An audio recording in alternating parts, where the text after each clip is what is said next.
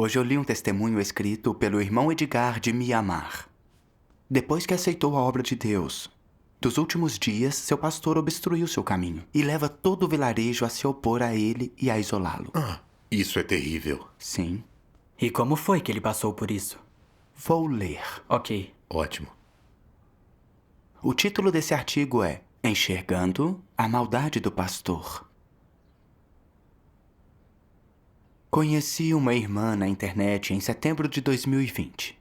Ela me disse que o Senhor Jesus retornou como Deus Todo-Poderoso e que está expressando verdades para fazer a obra de julgamento. Fiquei feliz ao ouvir que o Senhor retornou e comecei a participar de reuniões online e a investigar a obra de Deus Todo-Poderoso. Ao ler as palavras de Deus Todo-Poderoso, aprendi sobre a raiz de como Satanás corrompe o homem, os 3 estágios da obra de Deus para nos salvar, os mistérios da encarnação, a obra de julgamento de Deus dos últimos dias e outras verdades das quais nunca tinha ouvido falar. Nesse período de busca e investigação, adquiri certeza de que Deus Todo-Poderoso é o Senhor Jesus retornado e me filiei à Igreja de Deus Todo-Poderoso. Eu amava o sustento de ler as palavras de Deus diariamente e me sentia espiritualmente nutrido como nunca. Em comparação, os sermões do meu pastor sempre falavam das mesmas coisas, eram secos e entediantes, careciam de luz. Não eram edificantes. Então parei de ir aos cultos da igreja. Então, em fevereiro de 2021, houve um golpe militar em Mianmar e a internet foi cortada. Não pude mais participar das reuniões online. Não demorou, e alguns irmãos vieram ao meu vilarejo e disseram que queriam organizar reuniões locais. Na época, 20 pessoas participavam delas. Mas depois de algumas reuniões, alguém fez uma denúncia ao pastor local. Ele começou a contar às pessoas na igreja que estávamos participando de reuniões online e não na igreja e que não obedecíamos ao clero. Ele mentiu, dizendo que estávamos organizando uma facção própria e mandou que ninguém se envolvesse conosco. Quase todos no nosso vilarejo eram cristãos e adoravam o pastor e lhe obedeciam. Por causa dos ataques e julgamentos dele, todos ficaram sabendo da nossa fé em Deus Todo-Poderoso. E todos, até nossos parentes, amigos e vizinhos, começaram a nos repreender. Por não irmos à igreja ou por desobedecermos ao pastor, dizendo ser algo terrível. Para onde quer que eu fosse, todos apontavam o dedo para mim. E a minha família também se opôs à minha fé em Deus Todo-Poderoso. Fiquei angustiado. Eu sempre tivera um ótimo relacionamento com meus amigos e vizinhos, sempre nos ajudávamos. Mas desde então, eles me tratavam como um inimigo. A fé é uma liberdade pessoal. Estávamos só praticando nossa fé sem fazer nada que seja ilegal. Por que o pastor nos julgaria e condenaria e faria com que todos nos rejeitassem? Logo caí numa depressão e então orei a Deus. Deus, o pastor está nos atacando e todas as pessoas próximas estão me rejeitando. Estou péssimo. Deus, não entendo por que me tratam desse jeito. Por favor, ilumina-me para que eu possa entender isso e escapar da minha depressão. Então, me lembrei de uma passagem das palavras de Deus. Deus Todo-Poderoso diz: Deus faz sua obra, Deus cuida de uma pessoa, olha para essa pessoa e, enquanto isso, Satanás segue cada um de seus passos. A quem quer que Deus favoreça, Satanás também observa, seguindo atrás dele. Se Deus quer essa pessoa, Satanás faz tudo em seu poder para obstruir Deus, usando vários artifícios malignos para tentar interromper e destruir a obra que Deus faz. Tudo isso com o intuito de atingir seu objetivo oculto. Qual é esse objetivo? Ele não quer que Deus ganhe ninguém. Todos aqueles que Deus quer, Ele os quer para si mesmo. Quer ocupá-los, controlá-los, para comandá-los, para que eles o adorem, para que se juntem a Ele para cometer atos malignos. Não é esse o motivo sinistro de Satanás? Ao guerrear contra Deus e ficar andando atrás dele, o objetivo de Satanás é demolir toda a obra que Deus quer realizar, para ocupar e controlar aqueles a quem Deus quer ganhar, para extinguir completamente aqueles a quem Deus quer ganhar. Se eles não são extintos, então eles se juntam às posses de Satanás para serem usados por ele. Esse é seu objetivo. Amém. Isso me ajudou a ver que a tentativa do pastor de nos impedir de seguir Cristo dos últimos dias era uma batalha espiritual. Sim. Sim. Deus expressa verdades para julgar e purificar as pessoas nos últimos dias, para salvar e formar um grupo de crentes verdadeiros. Mas Satanás é inimigo de Deus e usa todo tipo de táticas para obstruir e prejudicar a obra de Deus, para que as pessoas abandonem e traiam a Deus e vivam sob o poder de Satanás para poder controlá-las. E no fim, elas serão punidas no inferno junto com ele. Vi que o clero da igreja era ajudante de Satanás. Ele ouviu que o Senhor tinha retornado, mas em vez de investigar, impedia os outros de fazê-lo. Seus sermões não nutriam o espírito, mas ele não permitia a busca do caminho verdadeiro. Quando viu que paramos de ir à igreja e de segui-lo, o clero nos condenou e caluniou, querendo que traíssemos Deus Todo-Poderoso e voltássemos para a igreja, para nos controlar. E assim perderíamos a salvação de Deus dos últimos dias. Quando percebi isso, eu disse a mim mesmo que não devia cair no truque de Satanás. Eu não podia desistir de Deus Todo-Poderoso para segui-los. Devia permanecer firme. Sim. Amém. Depois disso, alguns dos recém-convertidos e daqueles que exploravam a obra de Deus dos últimos dias fraquejaram e se afastaram. Embora todos à nossa volta protestassem, os demais não pararam de fazer reuniões. O pastor ficou enfurecido quando descobriu e ordenou que alguns obreiros da igreja visitassem a minha casa insistindo que eu fosse até a casa do pastor. Eu me irritei com isso, pensando que eu só estava adorando a Deus e comungando, e que isso era liberdade minha. Por que o pastor fica tentando obstruir meu caminho? Eu até queria ouvi-lo para ver o que ele achava que eu estava fazendo de errado. Naquela noite, fui até a casa do pastor e levei também alguns irmãos e irmãs. Outros membros do clero estavam lá. O pastor disse: "Fiquei sabendo de suas reuniões online. Como seu clero, é nossa responsabilidade alertá-los contra qualquer outra senda." Eu respondi: "Ouvimos seus sermões, mas não estamos traindo o Senhor. O Senhor Jesus retornou e está fazendo um novo passo da obra." Ele nem me deixou terminar e me interrompeu irritado. "Já basta. Não vamos ouvir mais nenhuma palavra disso. Você tem que fazer uma escolha agora. Você continuará crendo em outro Deus ou voltará para a nossa igreja?" Enquanto falava, ele abriu um caderno em que tinha anotado o nome de todos nós. Ele disse em tom de ordem: "Se forem continuar ouvindo os sermões deles, coloquem um X junto ao seu nome. Caso contrário, risquem-no. Vocês viverão num mundo de dor se não me ouvirem. Não faremos nada para casamentos, funerais ou nascimentos em suas famílias. Nada disso. Não ajudaremos com nenhum arranjo." Ninguém disse nada. Eu hesitei um pouco, pensando que se não escrevesse nada, mesmo assim o pastor encontraria jeitos de obstruir a minha fé. Se eu marcasse meu nome, o clero nunca mais ajudaria a minha família com nenhum arranjo.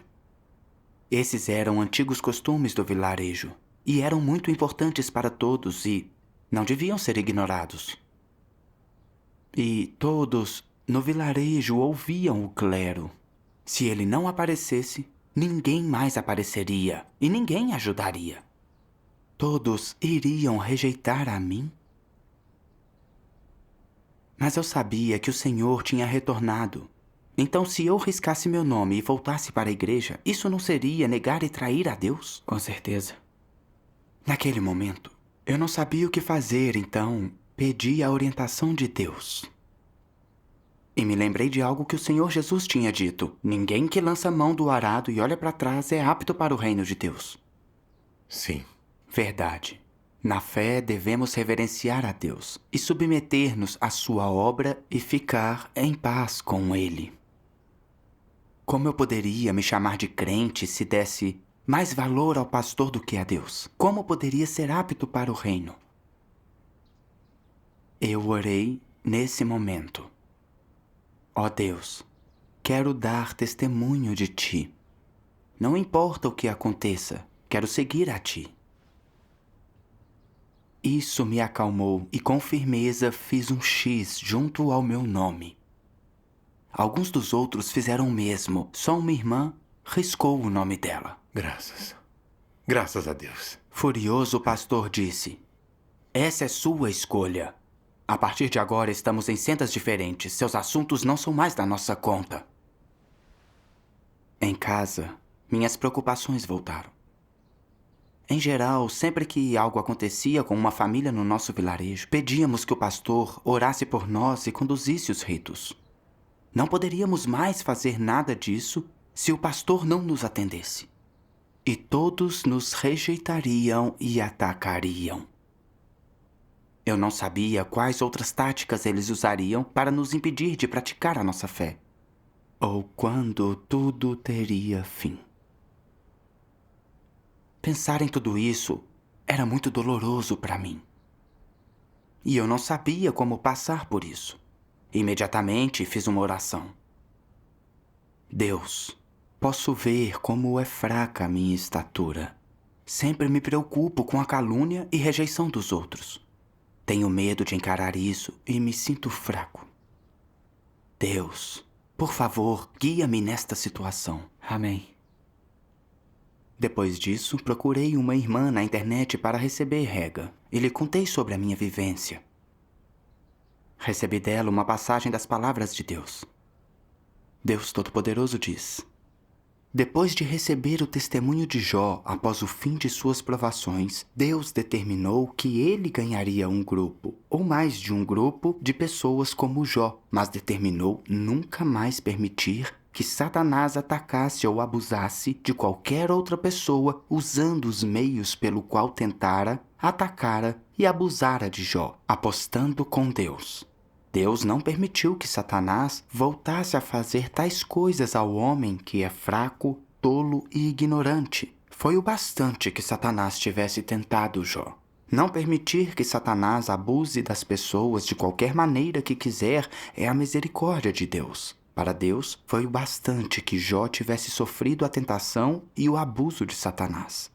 Deus não permitiu que Satanás voltasse a fazer tais coisas, pois a vida e tudo das pessoas que seguem a Deus são regidos e orquestrados por Deus. E Satanás não tem o direito de manipular os escolhidos de Deus à vontade. Vocês devem estar claros sobre esse ponto. Deus se importa com a fraqueza do homem e entende sua tolice e ignorância. Embora, para que o homem pudesse ser completamente salvo, Deus tem que entregá-lo a Satanás. Deus não está disposto a ver o homem jamais tido como um tolo e abusado por Satanás, e ele não quer ver o homem sempre sofrendo. O homem foi criado por Deus, e que Deus governe e arranje tudo relacionado ao homem é ordenado pelo céu e reconhecido pela terra.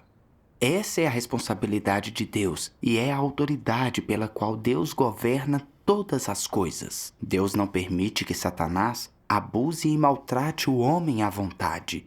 Ele não permite que Satanás empregue vários meios para desviar o homem e, além disso, ele não permite que Satanás intervenha na soberania de Deus sobre o homem, nem permite que Satanás atropele e destrua as leis pelas quais Deus governa todas as coisas, para não falar da grande obra de Deus de gerenciar e salvar a humanidade.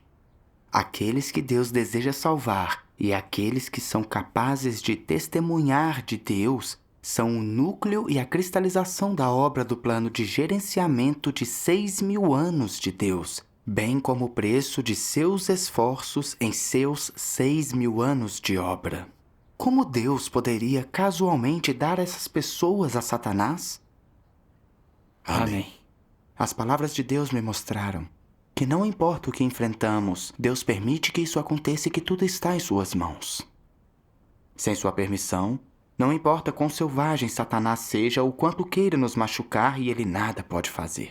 Deus estava permitindo que todas essas coisas difíceis acontecessem. Ele estava me testando e também me salvando. Ele esperava que eu fosse igual a Jó e desse testemunho nessa situação. Era também para eu aprender a confiar em Deus nesse ambiente e experimentar sua obra e palavras, e desenvolver a fé verdadeira em Deus. Sim. Com certeza. Mas eu estava preso na rede de Satanás. Eu queria proteger meus relacionamentos com os outros e não ser rejeitado e caluniado. Eu sempre temia que algo ruim acontecesse. Não entendia a vontade de Deus. Eu procurei me acalmar e orei.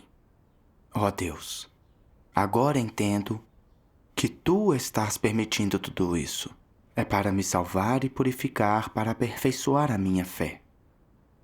Estou pronto para o testemunho, mas a minha estatura é tão baixa. Por favor, ajuda-me a fortalecer a minha fé para eu passar por isso. Amém.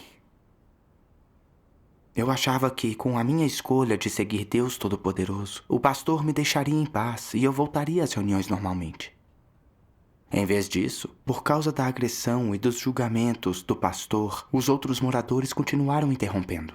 Riam de nós, nos caluniavam e gritavam conosco na frente da nossa família, que estávamos violando as regras do vilarejo e não seguindo os ritos religiosos. Diziam que, se continuássemos crendo, eles nos denunciariam ao governo para que fôssemos presos. Minha família não aguentou o estresse. Brigavam o tempo todo e queriam que eu desistisse da minha fé. Os outros também sofriam pressão das suas famílias. Alguns foram expulsos e não podiam entrar na própria casa. O pastor espalhava mentiras, dizendo que estávamos com todos esses problemas em casa só porque não obedecíamos ao clero e não íamos à igreja. E também ele queria interrogar os 2 irmãos que tinham vindo nos regar. Fiquei fora de mim de raiva. O clero estava virando a verdade de ponta cabeça. Se eles não tivessem nos atacado, não teríamos esses problemas. Sim. Depois, uma irmã disse àqueles 2 irmãos de rega que era melhor não voltar para evitar algum perigo. Todos estavam negativos e fracos nessa época e sem motivação para as reuniões ou cumprir nosso dever. Também senti certa fraqueza quando vi tudo isso. Eu não sabia como ajudar e apoiar os irmãos. E de repente, senti que a senda da fé era muito difícil. Eu não entendia. Éramos apenas crentes reunidos e lendo as palavras de Deus. Por que não nos deixavam em paz e estavam determinados a nos forçar a seguir uma senda sem destino? Em minha dor, clamei a Deus. Deus, sinto-me tão fraco e não consigo acalmar os sentimentos. Como posso permanecer nessa senda de fé? Por favor, esclarece-me e guia-me. Então, me lembrei de algo que o Senhor Jesus disse. Se o mundo vos odeia, sabei que, primeiro do que a vós, me odiou a mim. Se fosseis do mundo, o mundo amaria o que era seu. Mas por que não sois do mundo? Antes eu vos escolhi do mundo. Por isso é que o mundo vos odeia. De repente entendi que eles nos odiavam e oprimiam, porque odiavam a vinda de Deus e estavam lutando contra Deus. Sim. Certo. Deus encarnou nos últimos dias expressando verdades para sua obra de julgamento para purificar e salvar a humanidade. Sua aparição e obra estão expondo pessoas mundanas. Elas não amam a verdade, mas a odeiam e odeiam Deus. Acreditam num Deus vago no céu. E é por isso que estão julgando e condenando a obra e as palavras de Deus na carne. Quando o Senhor Jesus veio operar, os líderes judeus não aceitaram as verdades que ele expressava. Fizeram tudo para condená-lo e blasfemar contra ele. Os crentes judeus o seguiram, rejeitando o Senhor. Então, no fim, pregaram-no na cruz. Este mundo é tão maligno. É mesmo. Mas com mais rejeição e condenação mundana das forças religiosas, ficava mais claro que era o caminho verdadeiro. Sim. Meu desejo de ficar nessa senda redobrou. Amém. Quando os irmãos souberam o que estava acontecendo, me enviaram uma passagem de Deus Todo-Poderoso. Deus Todo-Poderoso diz: não fique desanimado, não seja fraco, e eu esclarecerei as coisas a você. A estrada para o reino não é tão fácil.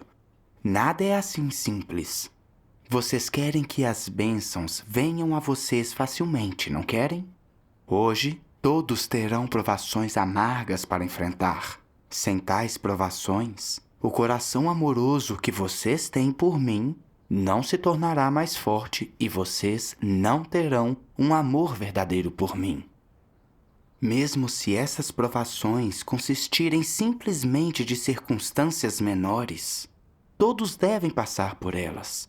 Só a dificuldade das provações é que variará de uma pessoa para outra. As provações são uma bênção minha. E quantos de vocês vêm com frequência diante de mim e imploram de joelhos as minhas bênçãos? Crianças tolas.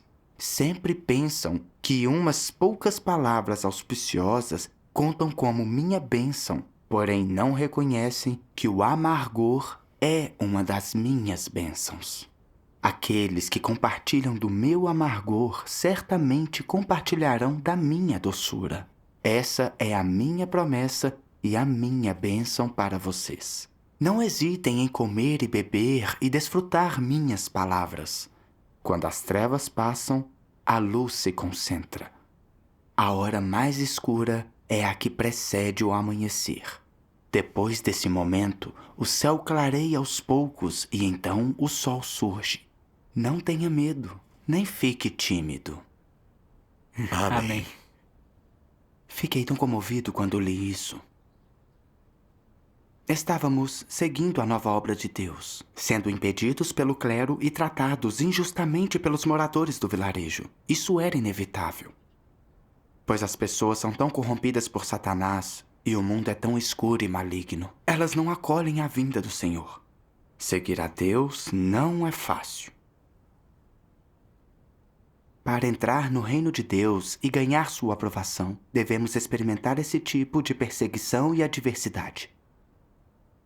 Deus é nossa retaguarda e estará sempre conosco. Eu não deveria temer a nada. Eu só devia orar e confiar em Deus. E Ele certamente nos guiaria para superar as perturbações do pastor. Amém. Amém. Lembrei-me das experiências dos irmãos chineses, que eu tinha visto em filmes e vídeos. Eles são oprimidos, caçados e monitorados pelo governo chinês e podem ser presos a qualquer momento. Suas famílias também são afetadas e eles perdem seus bens e empregos. Muitos deles são jogados na prisão e torturados brutalmente. Eles sofrem tanto, mas conseguem confiar em Deus e dar testemunho da derrota de Satanás. Então pensei em como Deus sofreu em suas 2 encarnações. Quando o Senhor Jesus encarnou e veio para a terra para redimir a humanidade, ele foi condenado e blasfemado pelo povo judeu e no fim foi crucificado.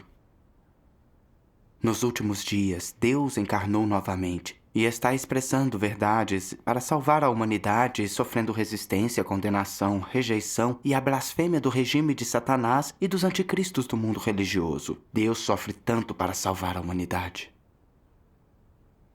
que o meu sofrimento irrisório nem merecia ser mencionado. Deus é santo e todo o seu sofrimento é para o bem da nossa salvação. Meu sofrimento servia para que eu ganhasse a verdade e fosse salvo. Portanto, era algo que eu devia suportar. Certo. Embora essa experiência tenha sido dolorosa para mim, eu ganhei certo discernimento do clero e agora tinha mais fé em Deus. Deus realmente usa ambientes penosos para nos comunicar a verdade e aperfeiçoar a nossa fé. É uma bênção de Deus. Graças a Deus. Eu me acalmei bastante depois de descobrir a vontade de Deus e sair da minha depressão. Apressei-me em organizar uma reunião para os meus irmãos ainda presos em um estado negativo. Puderam entender a vontade de Deus por meio da nossa comunhão. Ganharam fé para seguir a Deus e não estavam mais deprimidos. Começamos a levar uma vida de igreja normal, compartilhando o evangelho e dando testemunho e todos motivados, graças à orientação de Deus. Graças a Deus. Mas o clero continuou fazendo de tudo para nos impedir. Uma vez, quando o marido de uma irmã morreu por causa de uma doença, toda a família dela a pressionou para pedir perdão ao pastor para que ele ajudasse com orações e ritos fúnebres. O clero explorou essa oportunidade para pressioná-la a desistir de sua fé em Deus Todo-Poderoso e voltar à igreja. Fiquei com tanta raiva. Ela já estava chorando a morte do marido, mas o clero estava jogando sal na ferida, pressionando-a a admitir o erro. Só para ela voltar à igreja e seguir a eles, isso foi tão desprezível. Com certeza. Um pastor de nível superior veio falar conosco e disse muitas coisas, condenando e blasfemando contra Deus. Ele nos urgiu várias vezes a desistir da nossa fé. Mas nós já tínhamos discernimento e isso não nos impactou. Quando o clero e os líderes do vilarejo nos viram firmes, fizeram com que os outros moradores nos isolassem e excluíssem, dizendo: essas pessoas se recusam a nos ouvir, então deixem que tenham sua fé. Fiquem de olho em seus filhos. Mantenham-nos longe dessa gente. Qualquer um que tiver contato com eles ou perguntar sobre sua fé afetará toda a família. E nós não ajudaremos com nada. Também criaram um grupo especial de jovens, formado pelos jovens da igreja, para ficar nos monitorando. Qualquer um que tivesse contato conosco seria interrogado na casa do pastor. Isso me ajudou a ver sua postura contrária a Deus com mais clareza. Eles controlavam rigidamente os crentes e não permitiam que viessem para diante de Deus e ouvissem sua voz. Pensei nos fariseus. Quando o Senhor Jesus veio, sua obra e palavras tinham muita autoridade, mas eles não buscaram nem investigaram, temendo que os crentes seguissem o Senhor Jesus e que eles perdessem seu status e sustento. Fizeram de tudo para condená-lo e até o pregaram na cruz. Os crentes estavam em suas garras e só permitiam que as pessoas os adorassem, recusando-se a devolver a Deus suas ovelhas. Eram servos maus. E os pastores e presbíteros de hoje não são diferentes deles. Lembrei-me das palavras do Senhor que os condenam. Ai de vós, escribas e fariseus hipócritas, porque fechais aos homens o reino dos céus, pois nem vós entrais, nem aos que entrariam permitis entrar. Ai de vós, escribas e fariseus hipócritas, porque percorreis o mar e a terra para fazer um prosélito, e depois de o terdes feito, o tornais 2 vezes mais filho do inferno do que vós. O clero de hoje é igual aos fariseus do passado. São servos maus que obstruem a senda para o reino. É como diz Deus Todo-Poderoso. Existem aqueles que leem a Bíblia em igrejas majestosas e a recitam o dia inteiro, mas nenhum deles entende o propósito da obra de Deus. Nenhum deles é capaz de conhecer Deus. Menos ainda pode qualquer um deles estar de acordo com a vontade de Deus. Todos eles são pessoas inúteis e vis, cada uma se empinando para repreender a Deus. Eles intencionalmente se opõem a Deus mesmo quando carregam o estandarte dele. Afirmando ter fé em Deus, ainda comem a carne e bebem o sangue do homem. Todas as pessoas assim são diabos que devoram a alma do homem. Demônios, chefes, que deliberadamente se interpõem aos que tentam entrar na senda certa e pedras de tropeço que impedem os que buscam a Deus. Elas podem parecer ter uma constituição robusta, mas como os seus seguidores podem saber que não passam de anticristos que levam as pessoas a ficarem contra Deus? Como os seus seguidores podem saber que esses anticristos são diabos vivos dedicados a devorar as almas humanas? Amém. Os clérigos não só não querem investigar a nova obra de Deus, mas quando descobrem que alguém a investiga, fazem de tudo para impedir. Temendo que os crentes seguirão Deus Todo-Poderoso e deixarão de adorar e seguir a eles e de dar ofertas para eles. Estavam usando antigos costumes do vilarejo e ritos tradicionais para controlar as pessoas, obrigando-as a voltar à igreja. Alegavam ser crentes, mas não tinham reverência alguma por Deus. São demônios por natureza que odeiam a Deus e a verdade. São pedras de tropeço na nossa senda para o reino. Sim. Exatamente. Eu sabia que Deus tinha permitido toda essa opressão para desenvolver nosso discernimento, para que pudéssemos escapar do controle do clero. Os ataques não me mantiveram num estado negativo. Na verdade, fortaleceram a minha fé. Fui capaz de escapar das restrições e continuar a compartilhar o evangelho e dar testemunho. Graças a Deus. a Deus. Com o tempo, alguns dos meus amigos e parentes também começaram a ganhar discernimento sobre o comportamento do clero. E alguns deles aceitaram a obra de Deus Todo-Poderoso dos últimos dias. Isso mostrou que a sabedoria de Deus é exercida baseada nos truques de Satanás. Amém. Amém. A opressão e os obstáculos dos pastores ajudaram a separar as cabras das ovelhas. Alguns acompanharam o clero em sua oposição, mas outros vieram a discernir a essência real dele. Ouviram a voz de Deus e se voltaram para Deus. A obra de Deus é milagrosa. Sim. Graças a Deus. Essa experiência me ensinou que toda situação tem a vontade de Deus. É tudo de que precisamos e é para nos salvar e aperfeiçoar. Então resolvi que não importava o que eu encarasse no futuro, eu estaria disposto a me submeter aos arranjos de Deus e a confiar nele. Graças a Deus Todo-Poderoso. Graças a Graças a Deus. Deus. Esse testemunho é muito prático.